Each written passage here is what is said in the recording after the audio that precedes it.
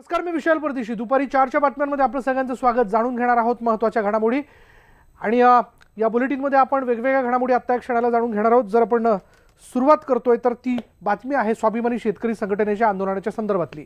आज स्वाभिमानी शेतकरी संघटनेने नागपुरात शेतकरी कर्जाची वरात मुख्यमंत्र्यांच्या दारात या आंदोलनाला सुरुवात केलेली आहे. संपूर्ण कर्जमाफी, शेतकऱ्यांना 1.5 हमी भाव आणि स्वामीनाथन आयोगाच्या शिफारसी लागू कराव्यात या मागण्यांसाठी हे आंदोलन सुरू आहे. यशवंत स्टेडियम इथून या आंदोलनाला सुरुवात झाली असून मुख्यमंत्र्यांच्या रामगिरी या शासकीय निवासस्थानाबाहेरही हे आंदोलन केलं जाणार आहे.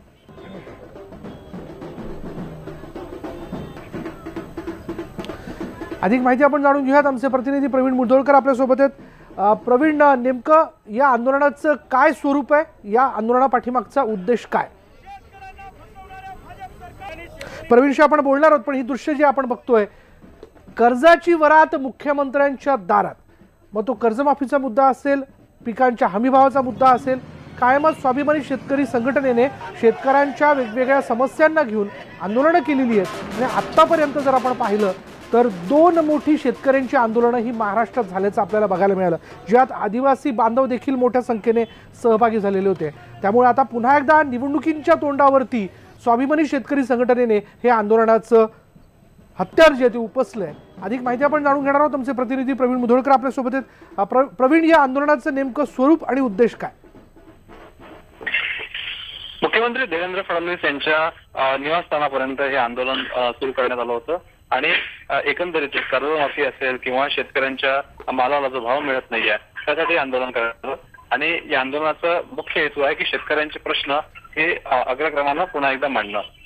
रविकांत तुपकर स्वाभिमानी शेतकरी संघटनेचे नेते आहेत, त्यांनी हा निर्णय घेतला की असं हे आंदोलन करायचं. त्यामुळे यशवंत स्टेडियम हे आंदोलन सुरू झालं, संविधान चौकात पोहोचलं आणि संविधान चौकातून पुढं हे आंदोलन मुख्यमंत्री देवेंद्र फडणवीस यांचं शासकीय निवासस्थान रामगिरीपर्यंत पोहोचलं. आणि वाटेत त्यांनी विविध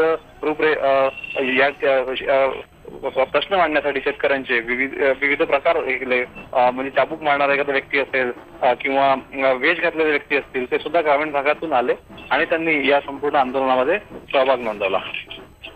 धन्यवाद प्रवीण या सगळ्या माहितीबद्दल. आपल्या वेगवेगळ्या मागण्यांना घेऊन आज स्वाभिमानी शेतकरी संघटनेने जे आंदोलन केलेलं आहे, कर्जमाफीची वरात मुख्यमंत्र्यांच्या दारात या नावाने हे आंदोलन त्यांनी केलं आणि मुख्यमंत्र्यांच्या घरापर्यंत आज ते हे आंदोलन मोर्चा घेऊन गेले होते. मनसे कार्यकर्त्यांचा जी वॉर्डमध्ये गोंधळ बघायला मिळालाय. मनसे कार्यकर्ते आणि महापालिका अधिकारी यांच्यात राडा झालेला आहे. मनसे कार्यकर्त्यांनी जी वॉर्ड इथे गोंधळ घातला.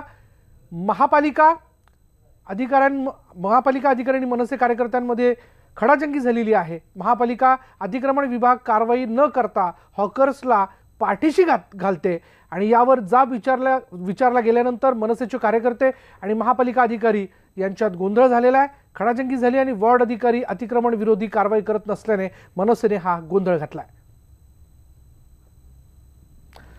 याबद्दलचा अधिक तपशील आपण जाणून घेणार आहोत. आमचे प्रतिनिधी सागर कुलकर्णी आपल्यासोबत आहेत.